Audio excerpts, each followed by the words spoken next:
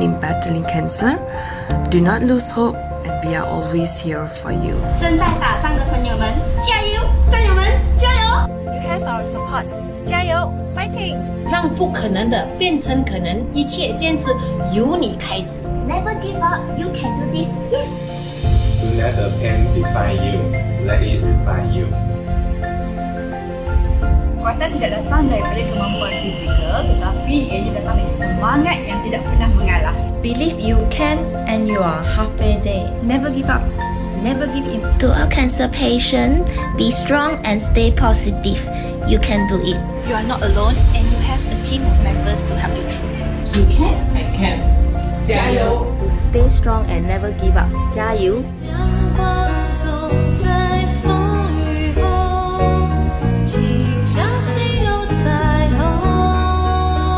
癌症并不可怕，最重要就是你们要积极的生活，要有正确的心态。To all my survivors，我们一起加油！加油加油！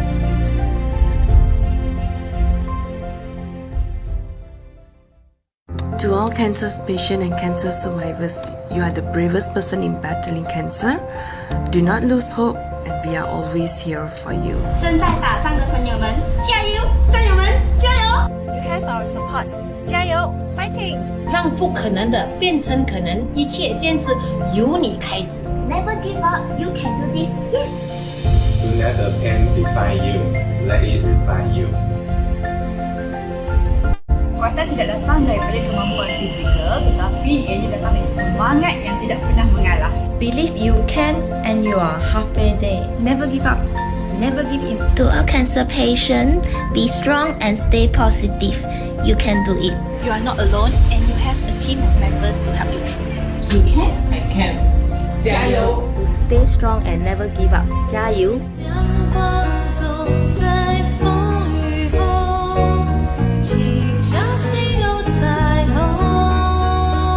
癌症并不可怕，最重要就是你们要积极的生活，要有正确的心态。To all my survivors，我们一起加油！加油加油！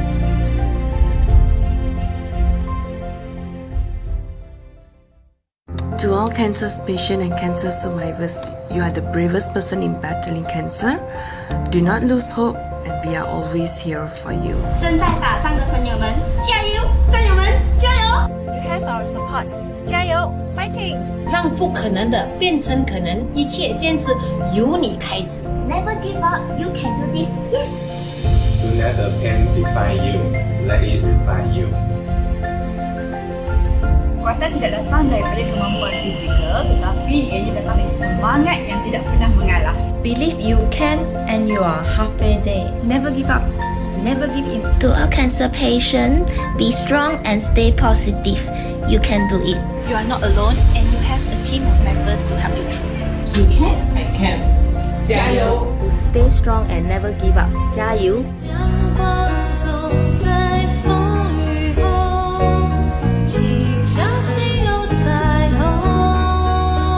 癌症并不可怕，最重要就是你们要积极的生活，要有正确的心态。To all my survivors，我们一起加油！加油加油！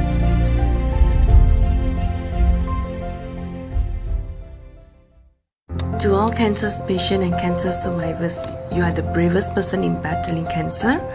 Do not lose hope, and we are always here for you. 正在打仗的朋友们，加油！战友们，加油 You have our support. 加油 ，fighting！ 让不可能的变成可能，一切坚持由你开始。！Never give up. You can do this. Yes. Do let the pain define you. Let it define you.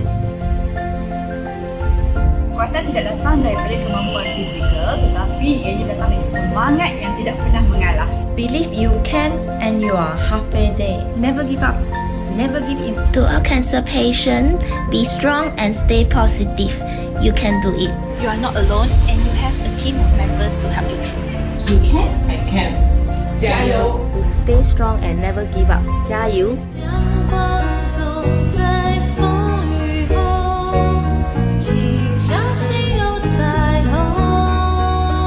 癌症并不可怕，最重要就是你们要积极的生活，要要有正确的心态。To all my survivors，我们一起加油！加油加油！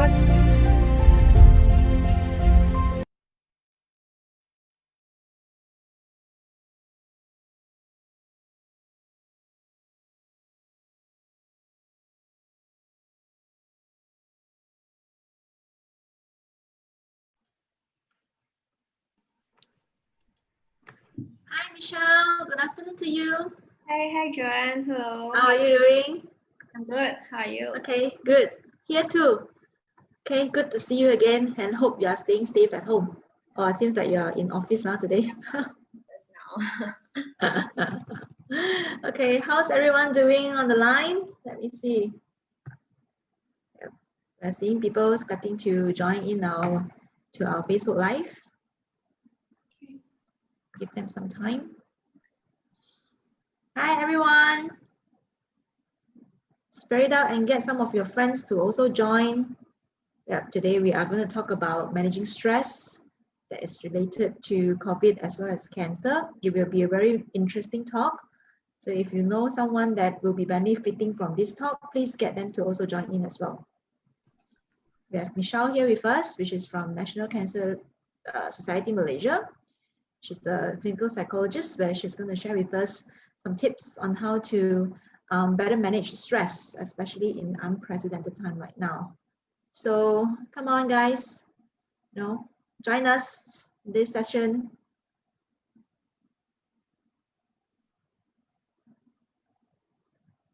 Hello.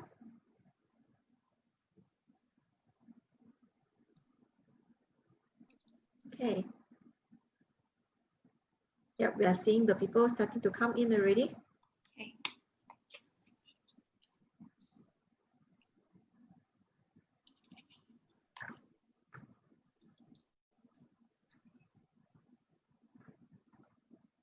How's things in NCSM? Is everything getting better?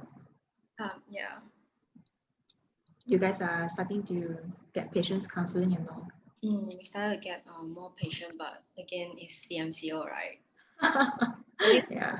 And then and then the restrictions start again. Yeah, we're just about to say that. Okay, I think we can about to start while we get more people to join us. So first of all, very pleasant afternoon, ladies and gentlemen. Thank you for joining us today in our weekly Facebook Live session in collaboration with National Cancer Society Malaysia, where every week we're going to have like different topics related to cancer management. So last week we did a session with Crystal, which is NCSM in-house dietitian on nutrition myth. And today we are very fortunate to have Michelle with us, where she's going to share with us a little bit more about managing stress relating to two very big C's that we are very familiar with, especially in times like this. So C number one, obviously, we all know about COVID-19 and the fact that all of us right now, I mean, majority of us, some of us right now are under conditional MCOs. So that shows that COVID is truly making a very big impact to our daily life. And of course, another C that we're talking about today, it's on cancer. So roughly based on the results or some of the research that we have gotten from credible sources, is that about 10% of the cancer patients, some of them will ultimately, unfortunately, develop depression along the way, because it's truly a very stressful disease to handle. So when we are being sort of like bombarded with these two C's, so how can we better manage stress? So this is what we are going to talk about today, where Michelle will share with us some of the tips. Okay, so a bit background on Michelle. She had a master in psychology, and she also had a lot of experience working with different patients on psychological counselings as well as therapy sessions. So very well versed in terms of how we can do better in terms of helping ourselves psychologically, and very good experience in terms of managing some of the psychosocial issues as well. So I think without further ado, while we are still getting more people to join our session today, I think I can pass over the floor to you, Michelle, and then you can start sharing. So what happened is, please feel free to put it into our comment sessions. And then once Michelle have completed her sharing, what I will do is I will facilitate the Q&A session. So this is going to be a very interactive sessions. If you have any questions, please feel free to drop it into our comment box and we'll come back to you after Michelle's. All right, back to you, Michelle. All right. Thanks, Joanne, for the intro. No problem. I'll just share my screen. I really like the idea you put it like a double C thing.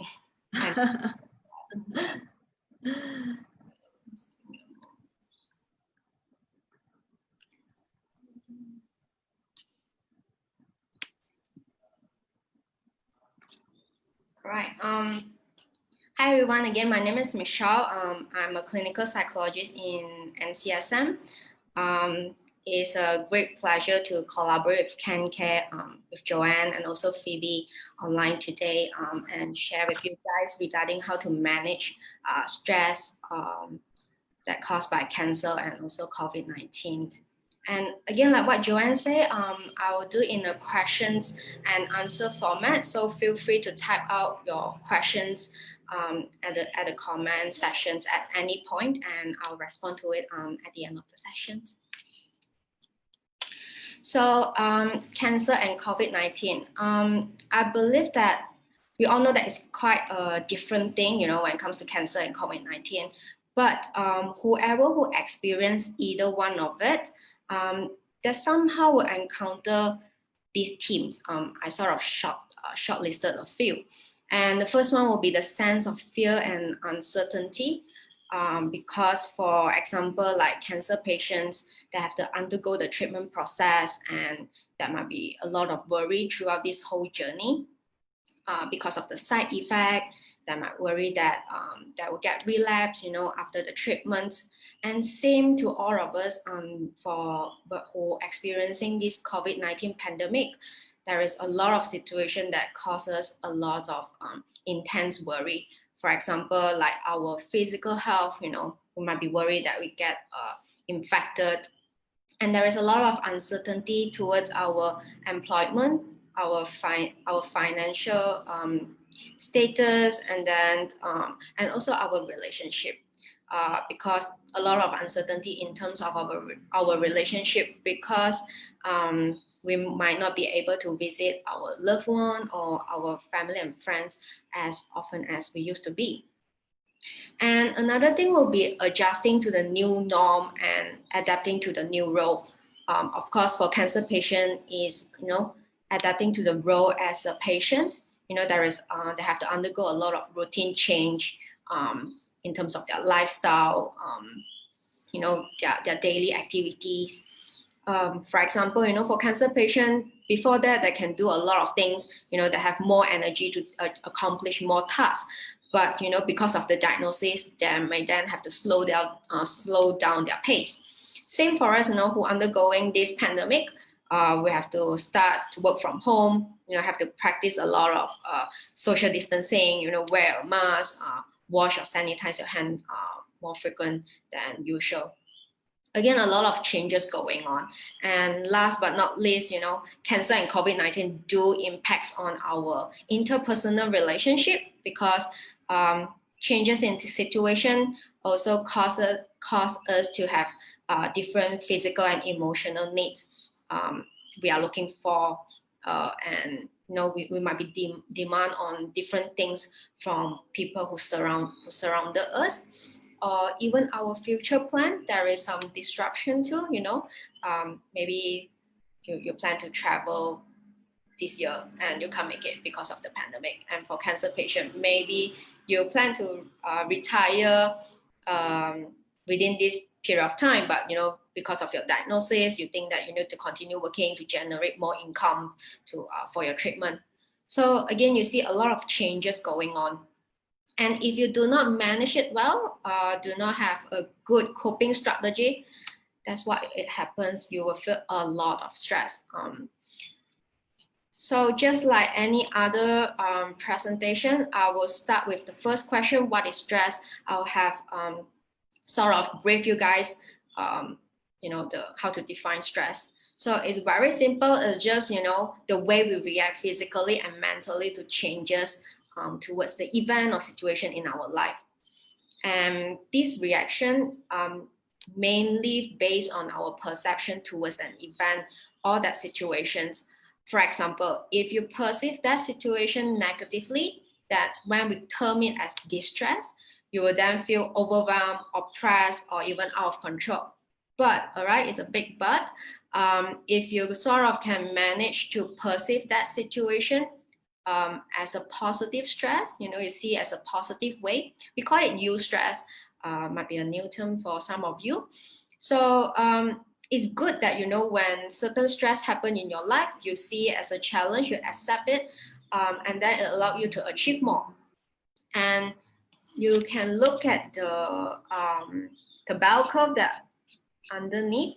So you see, if you are always on a low level of stress, things can get a little bit boring, in your life. Everything is just repeatedly, just keep on repeat day by day. Every day is the same, no excitement, no challenges.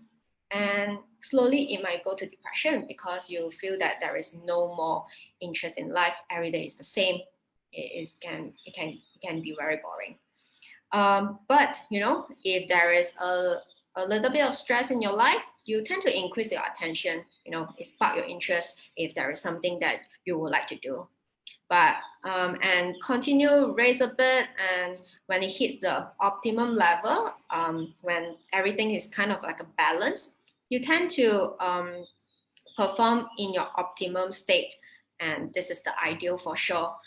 And at the same time, if you do not hit the break button at this point, it will slowly take you the stress will start to creep in, and it will cause you anxiety, like a higher stress will kick in. And again, if you're not doing anything about it, then that's when meltdown will happen. And again, there will be a lot of issue started to happen at that point. Yeah.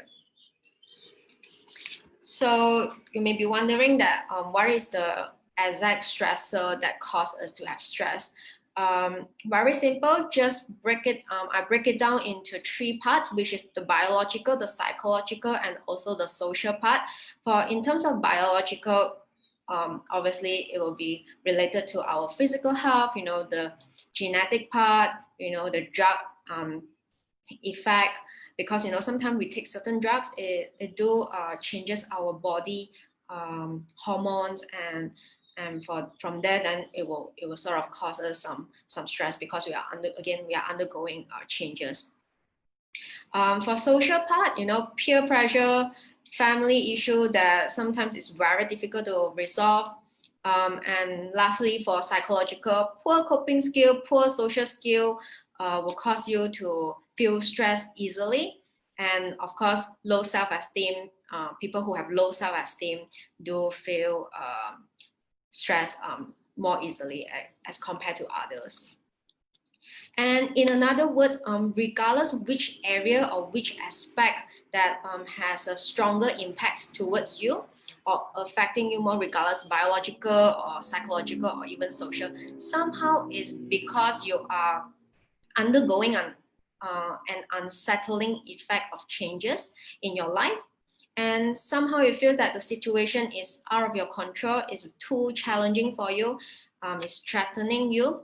That's why your brain sort of activate the flight and fight mode, or to the extent that you might even feel that you have lost your personal control towards that situation.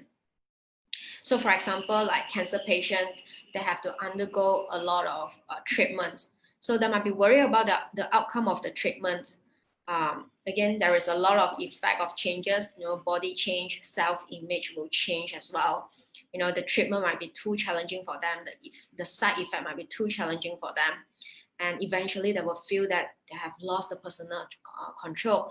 And that's why stress happens in a nutshell. Okay, so actually there is a lot of stressor we can pinpoint it out. But perceived stress is more impactful than the actual stressor that we are talking about. And what do I mean by perceived stress? So it's about your thought.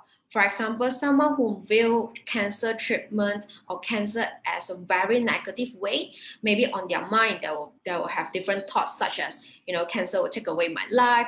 The treatment is very dangerous, or is ineffective. my life is gonna over soon. Or, you know, for some of us who, I mean, all of us, in fact, who undergo the pandemic right now, if you have the thought that I'm not going to survive in this pandemic, and that's indirectly causing you or induce more stress in you instead of, you know, the actual stressor. So the next question that I would like to share is, a lot of people might be thinking that, oh, so in that case, can psychological stress cause cancer? There is still not enough evidence to show there is a direct causation relationship. It's not as straightforward as we thought.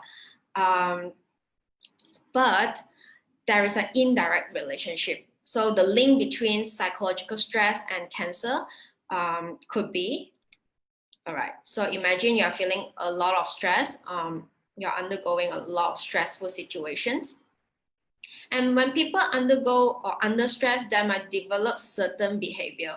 For example, they'll start to drink a lot of alcohol just to numb themselves. They'll start overeating, can't control, you know, just binge eating, or they'll start smoking. So all these little habits will increase a person's risk of getting cancer. And of course, again, it's not as straightforward as it is.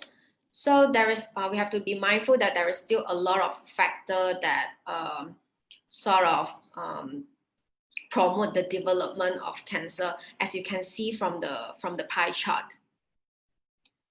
All right, just need to close this. Right. So again, like I say, it's not as straightforward as it seems like. And my next question will be, all right, if you're feeling stressed, you'll be wondering, how does your body respond during stressful moment? So first, you encounter the stressful situation, your body will start to release a stress hormone. And this stress hormone will then changes your physiological will have physiological reaction, which is you have increased blood pressure, you know, your heart rate will increase, and as well as your blood sugar level. And when this physiological reaction happen, it will changes your strength and speed, and you will try to escape that perceived threat. Again, we call it like a flight and fight mode. Imagine having in-depth flight and fight mode all the time in a long-term manner.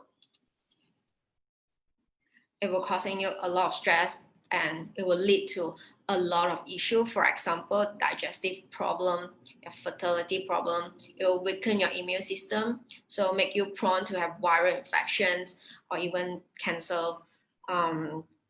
You undergo a lot of headaches, you know, sleep difficulty, depression, or even anxiety.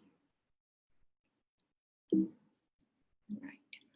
So hence it is very important to manage your stress. Again, hold on, yeah. So just think about, I like to use a lot of metaphor. So just think about yourself as a car, and you know, a car, you need petrol to continue moving, right? You need to go to the petrol station to pump the gas, and then only your car can move. So same as your body, you know, you need to look after yourself. You need to keep your tank full so that you can keep going, especially during the time of COVID or the cancer journey. We all know that it's a long distance race. It's not a short-term thing, it's a very long-term thing. So pay close attention to your well-being. Again, is really important and is necessary. And as human being, we all know that we are very complex. It's not as simple as you go to a petrol station and then you just pump the petrol and then you can go. So now I'm gonna share a few tips on how can you manage your stress during difficult time. So how to cope with stress? The first point that I would like to share with you guys is examine your expectation. I understand that each and every one of us have different expectations. So examine your expectation by trying to set a realistic goal for yourself. I know that it's good to push yourself to achieve more, but make sure to watch out for perfectionism. You know, we all know that nobody is perfect, but what we can do is be satisfied with doing the best that you can, and I think that's good enough. Because when you think about it, what is the definition of perfect? To be honest, that might not be like a exact definition or defined definition for perfect. So instead of keep chasing after being perfect, is best to as long as you try your best, and I think that's good enough. And the next point that I want to highlight to you guys is practice healthy habit. If whoever who listened to my talk before, I have stressed this a lot. So healthy habits is very important. It always starts from things that we do in our daily practice. For example, like have a balanced diet, do as much exercise as you can, reduce the caffeine intake. Do not drink like 6 cups of coffee a day. It might not be good for your brain and also your body. And get enough sleep. 6 to 8 hours of sleep is essential. And the next one will be make time for fun and relaxation. And what do I mean by that? It's important to do something that make you feel pleasure and enjoy throughout the day, especially you have a busy day. So what you can do is set leisure time, take a break from all the responsibility, recharge yourself, or you can do something that you enjoy. Try to do it daily. Make time for leisure activity that bring you joy. It could be as short as 5 to 10 minutes. And the last one will be take up a relaxation practice, such as yoga, meditation, deep breathing, to activate the body relaxation response. And by doing this, it will make you more productive on your work because you tend to have more energy after that. You have a fresher mind, you can focus better, or maybe eventually you will feel that you're wanting to continue to learn more, or to achieve more. However, I understand that for some people that struggle with the guilt of if you might be thinking that if I'm taking the time off, you will have the guilt feeling that sort of hit you, regardless it's like a 5 minutes or half an hour break. But I guess you need to know that or be mindful that you can't pour from an empty glass. Imagine every hour you're working so hard and your physical and your mental strength will then start to sort of decrease, which will then affect your productivity. You will make mistakes more easily. It will slow down your progress. And after that, it's going to cause you more stress, which is what we're trying to manage now. But, it will cause you more stress if you're not taking a break, because you tend to do things in a low productivity mode. Therefore, again, self-care is important. Doing things you enjoy during break is important. And I guess this is the last tips that I would like to share with you guys, is the stop, think, go method. A lot of us, when we encounter certain issue or problem, we tend to always want to problem solve it. And I realized that. So I was thinking to share with you guys in terms of this method. It's good for people who like to problem solve everything. So first, you need to stop. What do I mean by stop? You need to take a pause on whatever you are doing. A pause, all right? Press a pause button and then consider what problems are most urgent at that moment. Choose a problem that you think you can do something about it, which means that things that you can control. Do not, try to attempt to fix something that beyond your control, because it's just not gonna happen, but induce more stress on the other side. So after you have identified the issue, and that's when it's a good time to think about it. Think to find a way to manage that issue. And this is a few questions that you can ask yourself. For example, what have you done in the past to overcome this similar problem, if is a problem that you encounter before, or what have you already tried doing, is a good sort of question to ask yourself when you try to problem solve. And is there someone who can help you with that issue, to help you to manage that issue? Or do other people you know who have similar experience, you can seek advice from them, which we can sort of get this from support group or peer support. Is a good platform to get help from. And once you have sort of come up with different ways, and that's the good time to choose a way and try it out. And if it doesn't work, don't worry about it. Okay, there's always plan B and C and D. So just try another solution. So after you have a few ideas on how to manage your stress, but what if feeling stressful is not, you're not the one who's feeling stressful, but your friend who's feeling stressed? All right, you might be wondering what you can do in that case. Just very simple. I guess at that point, just try to be as responsive as you can. Be open when they want to talk about their issue. Listen in a non-judgmental way. What do I mean by non-judgmental way? Is, you can ask questions, continue to be curious about their feelings and thoughts. It's important to let them feel that you care about them, you want to know more about them. And if you can help them to identify the unhelpful thought, that's great. Or even prompt them to challenge the thought that causing them stress. As we all know that not all thoughts on our mind is true. Some of them could be unhelpful or irrational that sort of affect our behavior or our emotions. So if you're able to help them to identify the unhelpful thoughts, then it will be very helpful for their friends.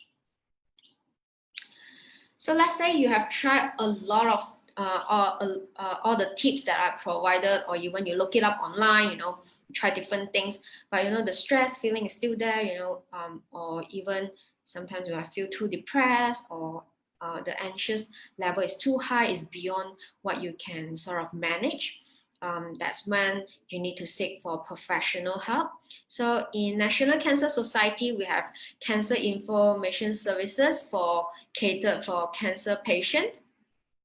And for general public, you can visit our psychosocial private clinic. We have counselors, psychologists, dietitian who can provide you professional assistance. But if you're looking for something, 24 hours, 7 days, then maybe you can call Befriender for emotional support. It's a dedicated helpline for people who have suicidal thoughts, or who need like emotional support during odd hours. And some take-home message for all of you: stress affects everyone, including me and you. So as I mentioned just now, not all stress is bad. There is always good stress. It really depends how you perceive it.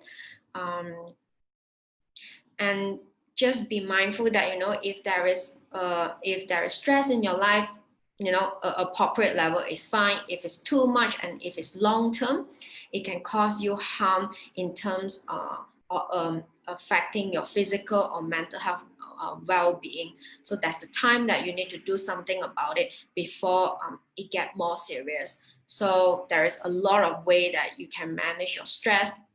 And what more important is, as long as you try your best and you keep going, then I guess that's good enough. And that's all for me, guys. Thank you so much. And I will pass it back to Joanne. And feel free to ask me if you have any questions. Yeah.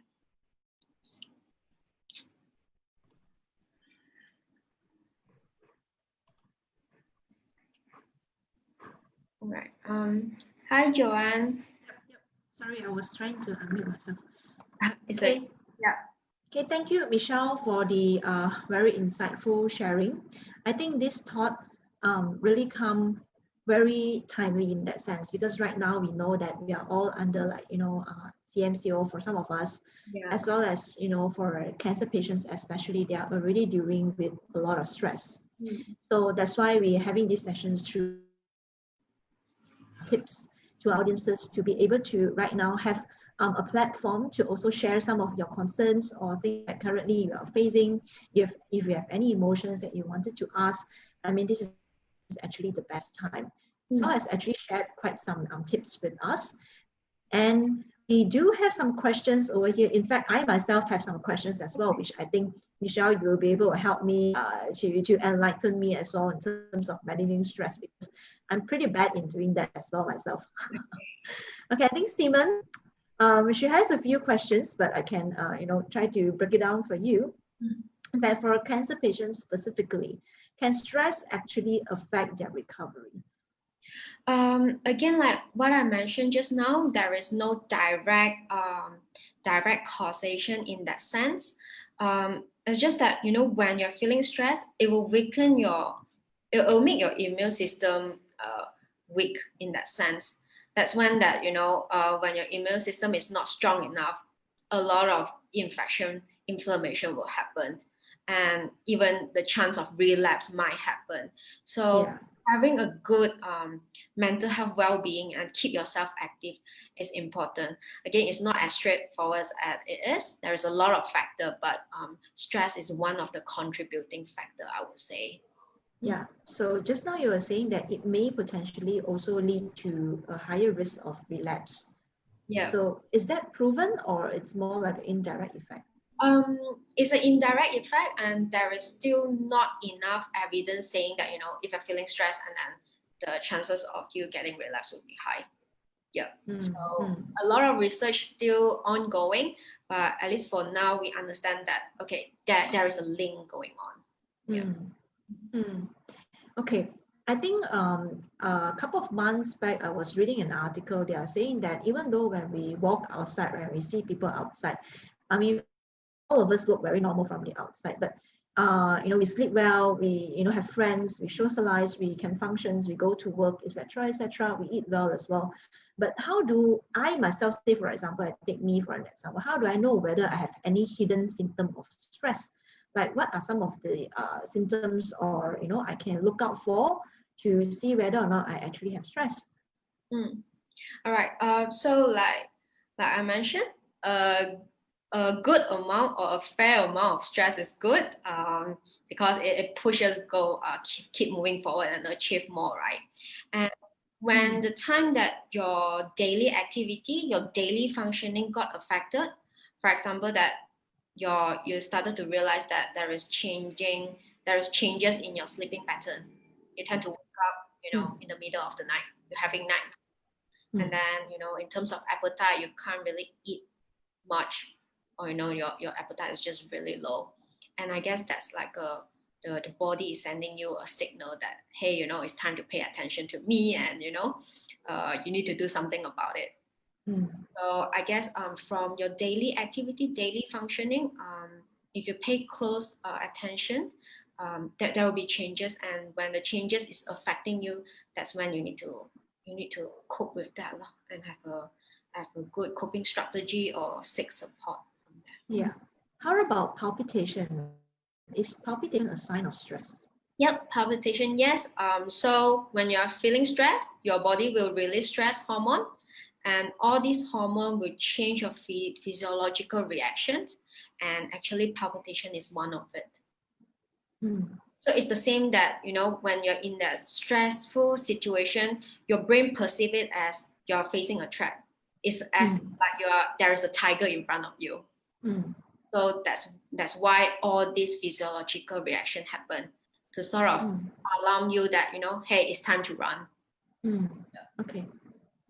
Yeah, because just now you were also mentioning, right, like there are many bad habits that were due to probably because of stress at the beginning, that people have like bad eating habit, bad sleeping habit, or smoking. But all of this, when we look at it, right, they are all also a coping mechanism of stress, because people wanted to avoid from probably solving that problem. So then it becomes a vicious cycle. I mean, having known that, right, how do we break that cycle? I think that probably is like something that we can share with our audiences here, is that we know it's bad, right, to have bad habits, but how to break away from that and say that now I want to start a new life. I want to ensure that I eat, according to Suku Suku Separuh, for example. But how to do that? Because the temptation for fried chicken is still so high, and then I still wanted to drink like 3-4 cups of coffee a day. I mean, the craving is still there because it's more like a coping mechanism as well. So, I mean, what would be your thoughts on that?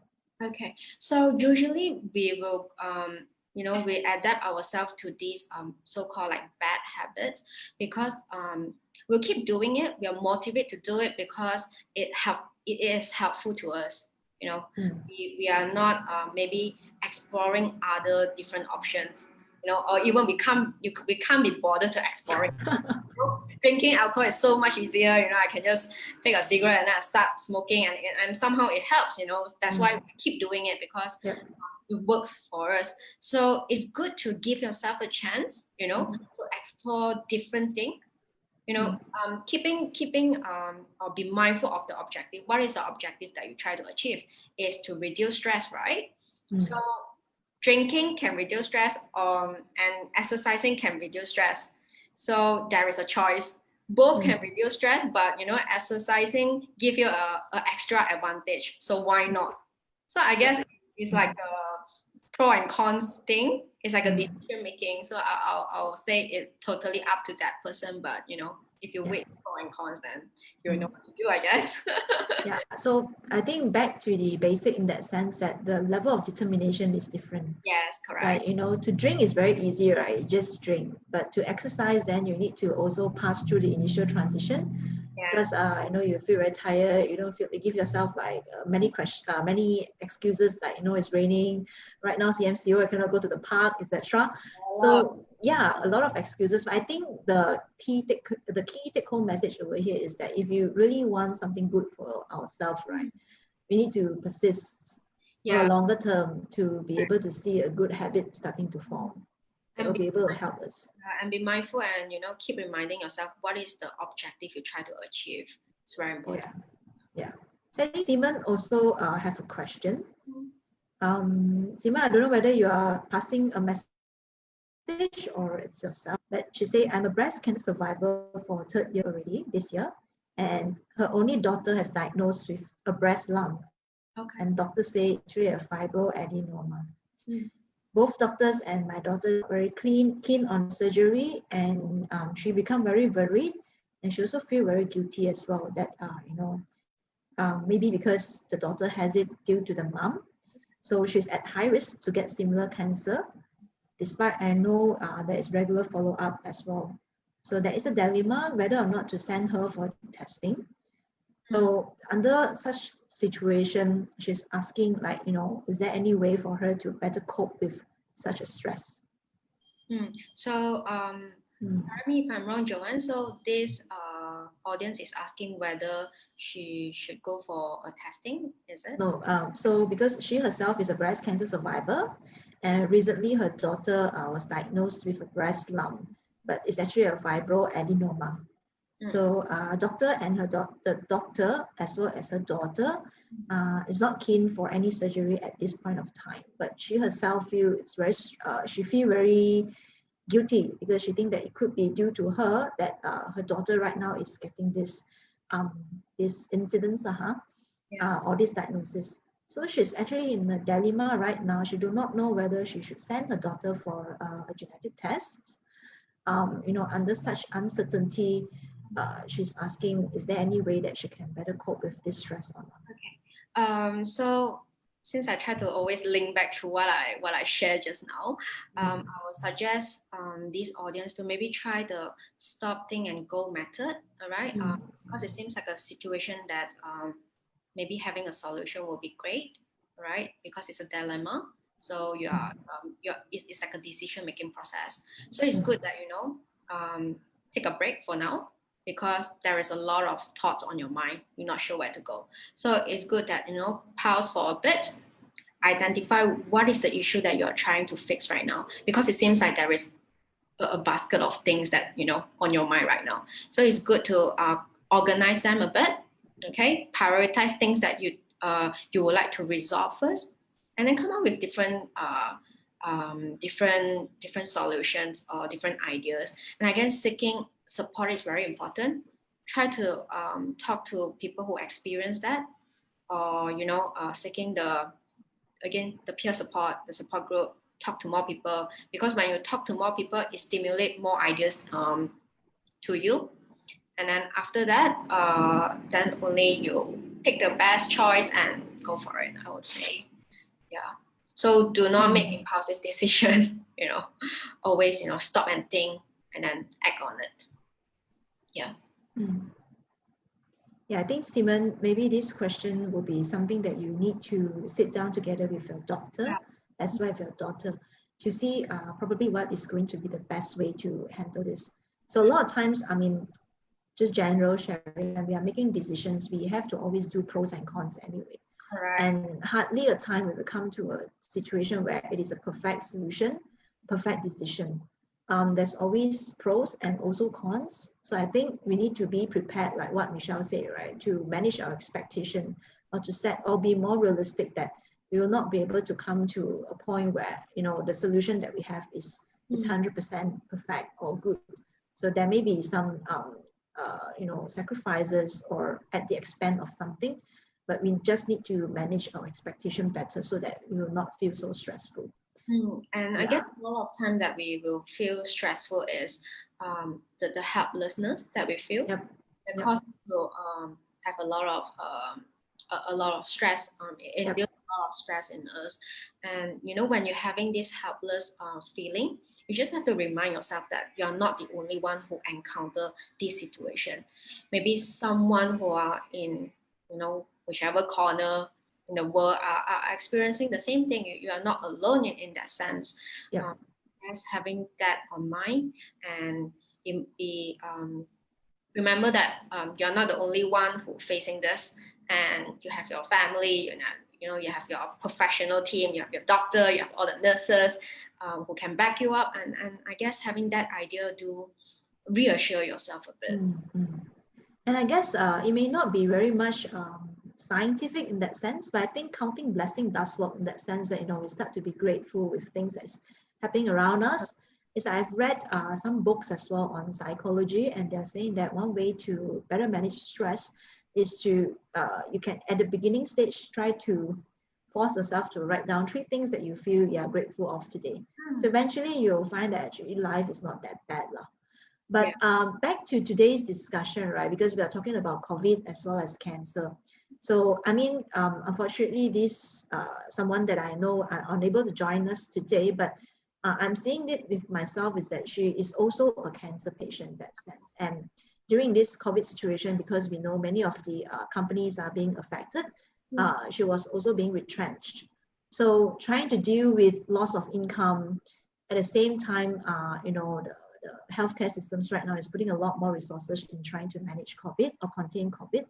And at the same time deal with her own disease where she needs to go for treatment and all that.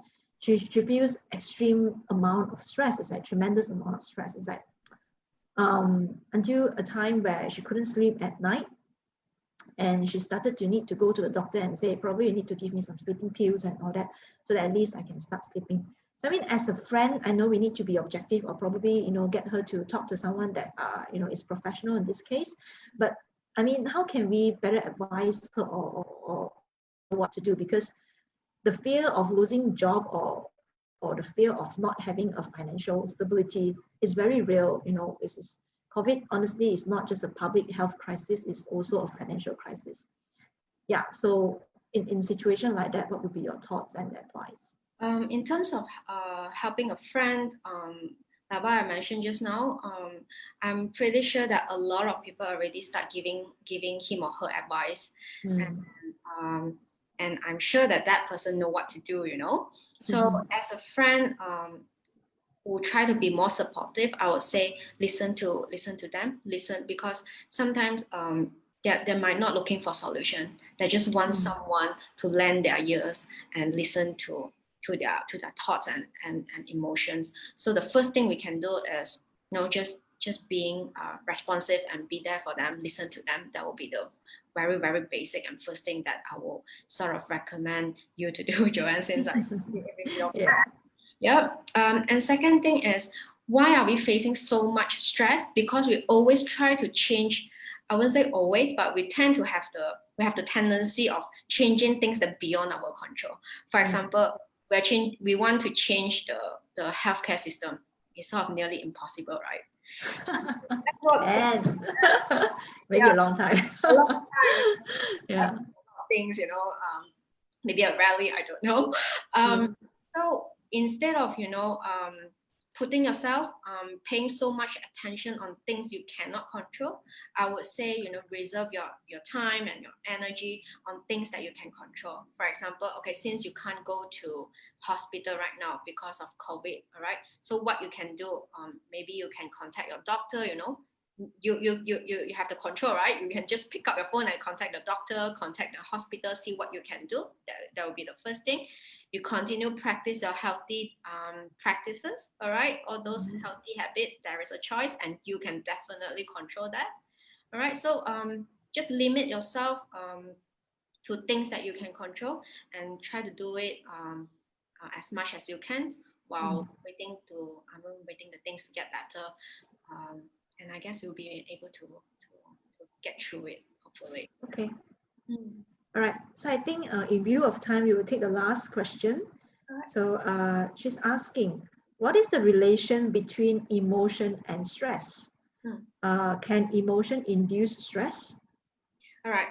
Actually, I would say stress is part of our emotions. It's like it always starts with our thought. So like what I mentioned just now, right? If you perceive that situation as negative, stress will pop in. Higher stress will put in more. And then when you have that thought, you feel stress. I mean, negative thought. Let's put in negative thoughts, and then you feel stress, and then it affects your behavior. What kind of behavior? You start smoking, you start drinking, and then you start doing a lot of bad habits. All right. So I would say it's part of our emotion that always start or affect by our thoughts. So having a good thought is very important. Positive thoughts is very important. I guess always go back to our hashtag, right? Stay positive, which means that positive thought.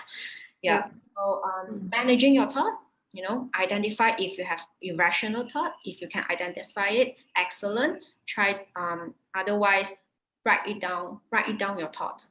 I would recommend everyone to write it down your thoughts if you have like a stressful moment, because when you are stressed, there is a lot of thoughts running on your mind. And sometimes it's good to visualize all those thoughts, and then from there you can sort of ask yourself, how true is that? Sometimes it's just be imagining it out. The perceived stress, like you're saying, might not be 100% true. So when you can sort of differentiate what is the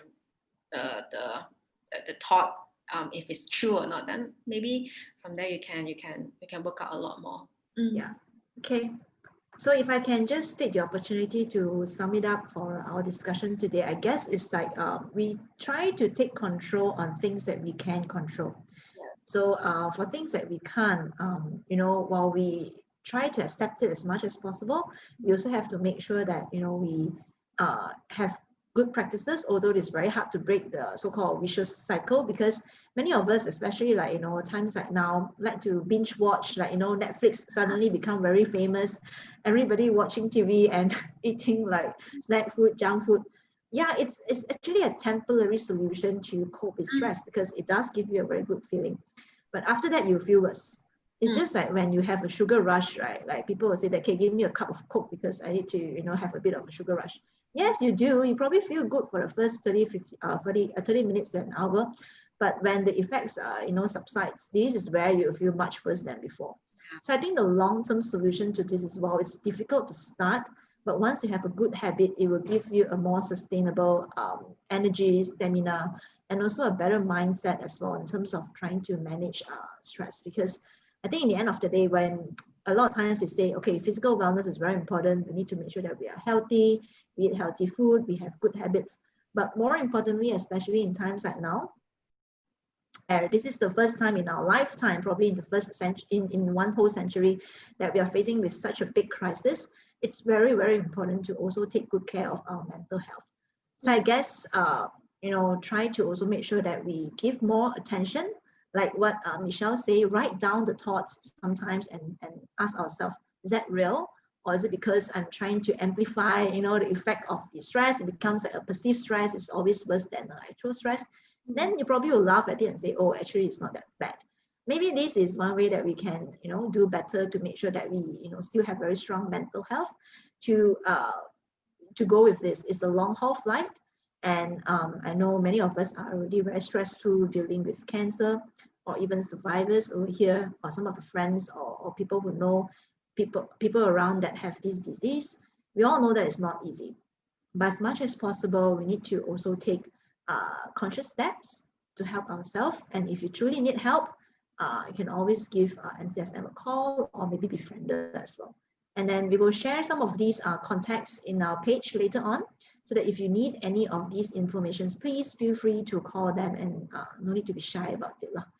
Okay, so thank you once again for everyone. It's a lovely evening, and thank God that it is not raining. So, I'm actually in office, although I'm in Klang Valley.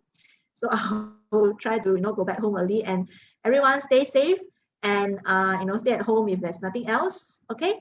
Thank you very much for joining us today. And next week, we are going to have another session where we have a breast cancer survivor who will also share her journey with us in terms of how she battled with cancer and how she actually stand back up again and have a very good life after this. So next week, stay tuned, same time, 4:30 to 5:15. We'll see you soon. Take care. Thank you, everyone. Thanks. Joanne. Thank you, Michelle. Thanks, everyone.